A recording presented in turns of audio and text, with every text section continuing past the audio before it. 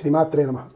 చాలామందికి ఉన్న సందేహం ఏంటంటే లలితా సహస్రనామం ఆడవాళ్ళు చదవచ్చా చదవకూడదా, దానికి గురూపదేశం ఉండాలా, గురూపదేశం లేకుండానే చదవచ్చా అంటే, లలితా సహస్రనామం అంటే సౌభాగ్య విద్య అంటారు దాని మంత్రశాస్త్రంలో.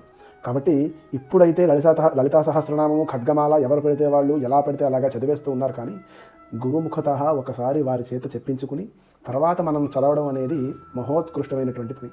లేదండి మాకు వచ్చినట్టుగా మేము చదువుతాము అంటే దానికి ఫలితాలు కూడా అమ్మవారి ఇష్టం వచ్చినట్టుగా అమ్మవారు ఇస్తారన్నమాట. కాబట్టి గురువు దగ్గరికి వెళ్ళి వారి దగ్గర ఒకసారి చెప్పించుకొని తప్పులు లేకుండా ఎన్నిసార్లు చదవగలిగితే పుస్తకం చూసి అన్నిసార్లు చదివిన తర్వాత పుస్తకం మూసేసి అప్పుడు మీకు తప్పులు లేకుండా వచ్చేయి అంటే మాత్రమే పారాయణ చేయాలి. చాలా మంత్రాలతో బీజాలతో కూడినటువంటిది ఈ లలితా సహస్రనామం కానీ లేదు ఖడ్గమాల కానీ. ఎలా పెడితే అలా చదివితే కట్టి కుదిపేయడం అనేది వాస్తవమైనటువంటి విషయం. కాబట్టి నేను ఏదో భయపడ్డానికో మీకు విషయం చెప్పడం కాదు, ఉన్న విషయం చెప్తే జాగ్రత్త పడతారు అనేటువంటి విషయం మీద చెప్తున్నాను. శ్రీమాత్రే నమః.